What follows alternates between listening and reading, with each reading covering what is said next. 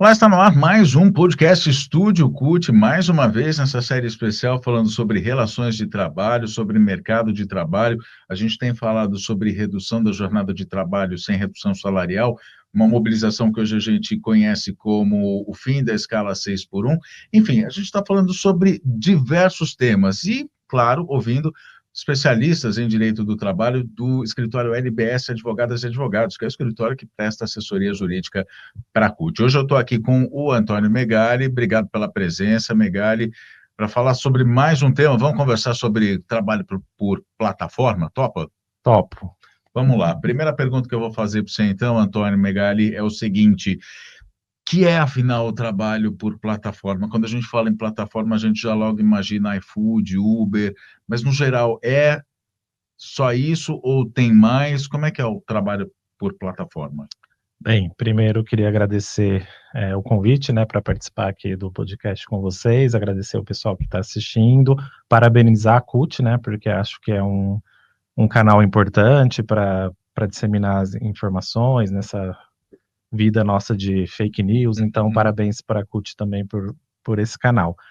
O trabalho em plataformas digitais talvez seja um dos temas mais polêmicos e mais trabalhados pelos estudiosos de direito do trabalho, os dirigentes sindicais, e ele não se restringe apenas ao trabalho de entrega, ou trabalho de transporte, iFood, Uber, Então a gente tem trabalhador em plataforma digital que intermedia pessoas que trabalham com cuidado de idosos. A gente tem um aplicativo que chama Nono, por exemplo. A gente tem um outro aplicativo que chama Trinks, para as pessoas ficarem nos trinks, fazerem a unha e o cabelo. Então tem um serviço de cabeleireiro e manicure em aplicativo. A gente tem de professores, tem um que chama-se Profis. Então tem uma gama de atividades. Cursos de inglês, por Cursos exemplo, de que tem inglês, propaganda na sim. televisão, são Cursos de inglês, plataforma. tradução. Então, a gente tem várias atividades que tem essa intermediação, essa plataforma digital organizando a atividade, colocando entre a demanda e a oferta e colocando o trabalhador ali para oferecer o seu trabalho, E o ponto principal do trabalho por aplicativo é esse autogerenciamento subordinado, Então, hoje em dia, o trabalhador não precisa mais ter a mesa, ter o relógio de ponto, o chefe olhando, ou as regras escritas, fica tudo ali meio que nebuloso, mas ele se autogerencia, ele é subordinado a uma empresa de tecnologia, de uma empresa que na verdade é denominada de tecnologia, mas a Uber é uma empresa que oferece serviço de transporte, tem a parte digital, tecnológica, mas ela subordina os motoristas, Mas ela não está ali tão claramente. Então a gente fala nesse autogerenciamento subordinado, assim. Então fica muito nebuloso. E o trabalho em plataforma, ele deixa o trabalhador muito à deriva, Então ele vai ser acionado só quando tem aquela demanda, vai receber só por aquela demanda. Ele está numa relação que não tem regras claras, então a empresa opera aquele algoritmo, ela pode desligar a pessoa do aplicativo, ela pode penalizar. A gente tem casos, por exemplo, de racismo nesse tratamento com as plataformas, o algoritmo pode tratar os trabalhadores de forma diferente. Então, a forma de trabalho mais atual e que está causando vários problemas para o trabalhador e altos lucros para as empresas. É vendido ou é tratado como uma forma inédita de exploração de mão de obra, mas a mesma coisa, o capitalismo é uma nova forma de explorar o trabalhador. Eles não falam em exploração, eles falam justamente esse termo que você citou algumas vezes aí, que é intermediação do trabalho e tal, que é uma forma de relação de trabalho, de ligar um ponto ao outro, mas não falam não falam no termo que traduz melhor mesmo, que é realmente a exploração do trabalhador. Bom, a gente tem vários trabalhos por plataforma, então, mas tem aqueles que hoje em dia estão mais, vamos dizer, na atenção da sociedade, que são justamente esses aplicativos de entrega, aplicativo de transporte de passageiros. Uma primeira iniciativa ela já foi dada no sentido de regular esse tipo de trabalho, de fazer com que essa relação de trabalho seja realmente reconhecida como uma relação de trabalho e forneça proteção social, direitos, enfim, né, um mínimo de dignidade para aquele trabalhador que está prestando serviço pela plataforma.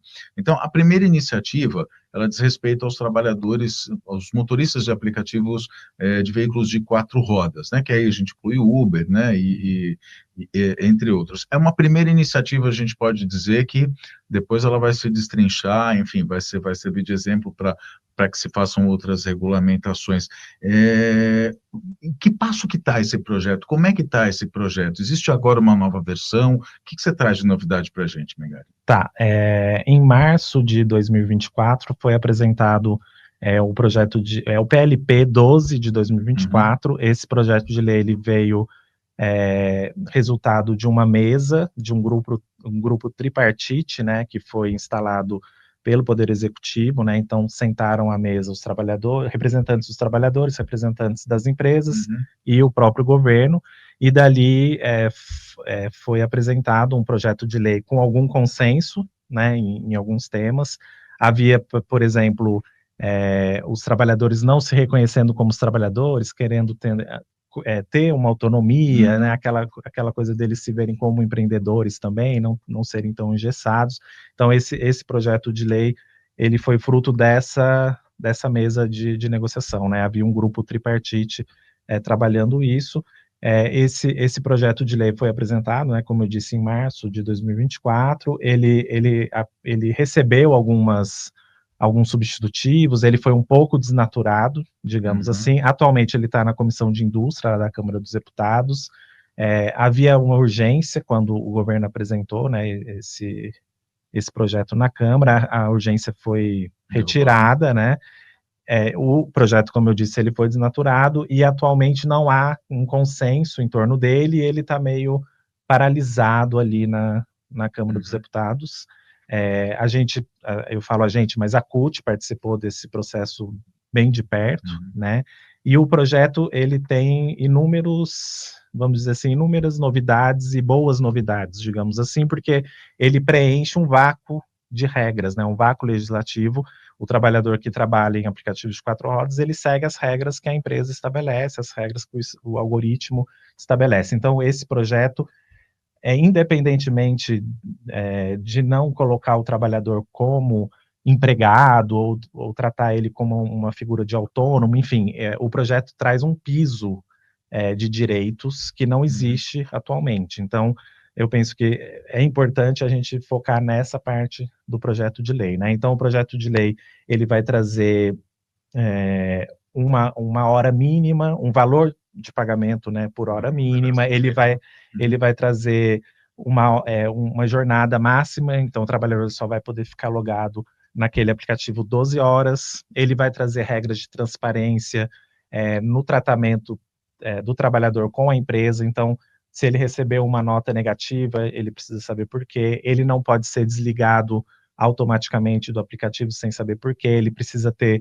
um contato com a empresa de forma humanizada para saber o que houve, enfim, dando direito de defesa, digamos assim, para o trabalhador.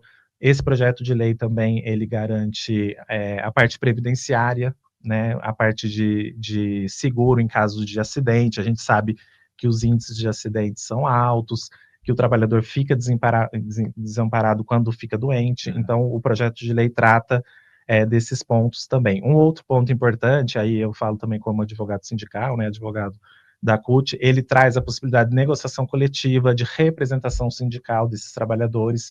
Então, tem alguns avanços. Claro que ele abre possibilidade de não haver relação de emprego entre empresa e trabalhador, ele abre. Os conceitos sobre esse tipo de trabalho estão sendo ainda gestados, né, ainda estão sendo construídos. A própria OIT agora, esse ano, na última conferência, a gente acompanhou pela CUT, a CUT acompanhou também lá com dirigentes, está tratando desse tema, foi um dos temas mais polêmicos na Conferência Internacional do Trabalho.